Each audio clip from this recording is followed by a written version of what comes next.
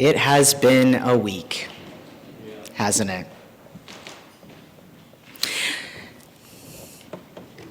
Last Sunday, I told you that it was hard for me to cry. And apparently today I'm going to struggle to get through this without crying. It's amazing how much can change in 1 week, isn't it? Last week I told you you are not alone. I need you to remember that, because I need to remember that. But before I begin, I want to remind everyone that we as a church are not permitted to endorse one candidate over another, but the election is over, so I get to say what I want.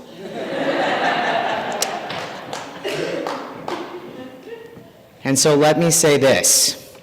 Fuck last week's election results.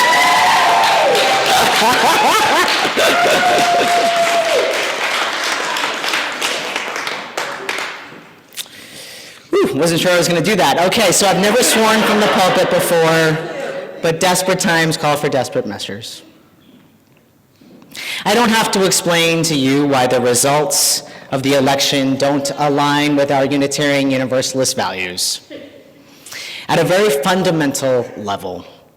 But suffice it to say, we believe in the dignity of all people and the right to flourish, and in cherishing the interdependent web of all existence. And our next president has shown no respect for either of those ideas. So yeah, I'm pretty upset. Here are just some of the feelings I've been feeling this week: sadness, anger, fear, despair, hopelessness, betrayed, more anger, disillusionment, anxiety, exhaustion, more fear, more sadness. I had an appointment on Wednesday with my sleep doctor to discuss some sleep issues I've been having. And honestly, I don't know how I was supposed to report on my sleep this week, because it's been pretty bad. How about you? We've had a week that feels like it so ultimately changed the course of history. How can you sleep well during that? And it all felt like it happened to us like a car crash in slow motion, as we started watching the results on Wednesday come in, and the sinking feeling set in, or as we looked at our phones at 3 a.m., or when we got up to go to work and saw the text messages from our family and friends, as we told our roommates or partners or kids, as we looked at the faces of everyone on the tea or in the coffee shop or in the office on Wednesday morning. And we felt so many things. How could this be happening again? Or, I knew this would happen again. Or, I really wished and hoped and prayed that this would not happen again. You see, whether or not you expected the result, the experience of Donald Trump getting elected again was like a trauma. And I don't say this to diminish trauma. And as a transgender person living in this country and a parent of kids in the foster care system, I know a thing or two about trauma. But after all, this was an attack on many of us. It was so much like a trauma that the experience of learning about the election results is stored in our brain differently. I remember exactly how I learned about the election results in 2016, and I suspect you do too. And I remember exactly how I learned about these results as I lay on the floor at 11 p.m. before I went to bed with my head in the beanbag chair, wondering how we were going to tell the kids, wondering what I was going to say to all of you. I remember what the screen on my phone looked like Wednesday morning with a little check next to Donald Trump's name and his picture. I remember where I placed my hand on my wife's arm to wake her up, how I forced myself to get the kids dressed before we brought them into our room to give them the news. I remember how my 4-year-old daughter, a beautiful little black girl who so wanted a president that looked like her, sobbed in my wife's arms. We immediately pivoted to tell her and her brother that they are safe. But are they? Side note, A friend of mine who is 40, an Indian woman who I told this story to this week, told me that she too wanted a president that looked like her. How is it that my 4-year-old and a 40-year-old are having this same experience? Will any woman alive get to see a president that looks like her? All right, back to my experience of finding out. The vividness of these memories is part of how we know it is a trauma. And is it any surprise? For almost 10 years, we've had a man whose rhetoric and policies have been hateful and violent, have targeted women, disabled people, transgender people, immigrants, people of color, and he got elected president again. Which means that if you're part of these groups or love someone in one of those groups, which, surprise, is literally every person here, having this person win the highest office in the country with the most power to wreak havoc on our lives is traumatic. It is. And I don't think I'm being overly dramatic in saying that. And I want you to hear this. When we experience trauma, when we're afraid, which I guarantee you is a feeling that many of us have felt over the past few weeks, the human body has ways of reacting and responding to that. I'm sure you've heard of fight or flight, right? Which we know is actually fight, flight, freeze, or fawn, right? These are responses to a perceived threat. You've likely experienced this week. Do you feel like figuring out how you can leave the country as soon as possible? Flight. Feel like you're planning all the ways that you can protest and resist and be in the streets? There's fight. Literally can't get out of bed. Want to isolate from everyone? Freeze. Figuring out how you can best blend in. Removing all references to your political views or marginalized identity. That's fun. Friends, I've literally done all of these this week. You've probably done some of them too. And the thing is, they aren't irrational responses. There is real danger, and I don't want to minimize that. I don't. If you feel afraid, you're justified. And we don't know what's going to happen. So some advice. We don't need to make any big decisions right now. Our brains aren't in a state to do that. We can do that later. Right now, we need to care for our bodies. Stay hydrated, Brian. And we need to care for each other as much as possible. Because these responses are right at the surface for many of us. We can make contingency plans and remind ourselves that we do have escape valves and allies in the fight. We can think about how drastic our response needs to be to save ourselves and our families if it comes to that. Because we're still reeling from this, right? Which isn't to say that the threat isn't real, and it sucks that we have to be thinking this way, but we can take a few deep breaths together before we make any concrete and rash decisions, because it's not a great time to do it. And to really put it in perspective, LGBTQ plus youth calls to mental health crisis lines spiked 700% in the days following the election. The mental health consequences of this are going to be devastating. And so if this is you, I'm begging you not to make any rash decisions. Because I need you. We need you. Yes, you who are sitting in the front row.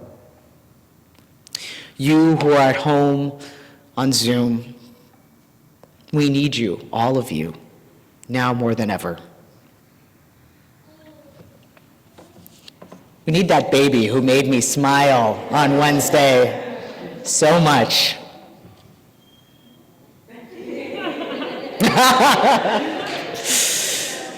We were just talking on Wednesday. That baby just keeps looking at me like a huge smile. My therapy baby, I said. I suspect that you, somewhere inside you, Know that you're not here today for you alone. The rest of us need you. That's how we survive. Because this isn't the end. Even if it feels like it right now, it's not. It can't be. We're still here, right? People like us are still here. There is still so much love, joy, and hope in the world. On Pride Sunday in June, I often like to say, joy is a rebellion. Our faith, this faith, Unitarian Universalism, brings love to the center of all we do. It reminds us that we act and live out of love. And it teaches us that no human is disposable, not a single one, that we cannot give up, no matter how much we might want to. And trust me, I've wanted to. Give up. Which is how fascism grows. You get used to it slowly and incrementally, and then all at once. But we cannot let this be the end. People throughout history have been through times like these and worse, and their communities have survived. So we will look to those elders and ancestors together. We will remember that we are not alone. Last week I told you that the antidote to all of this was the communities we build. The recognition that we are interdependent, that we need to be vulnerable with each other, to ask for what we need and provide what we can imperfectly. Because there is no community except imperfect community. And on a small scale, we will do that. We will come together in our fear and heal each other. We will have each other's backs and come here to remember who we are and what we believe.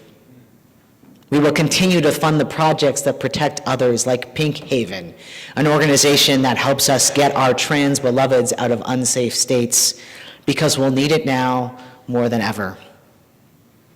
And we'll continue our efforts to stop the genocide in Gaza. And we'll work, by God, we will work to find a way to house those migrants who will need it more than ever now. And we're not going to hope people get deported because of how they voted.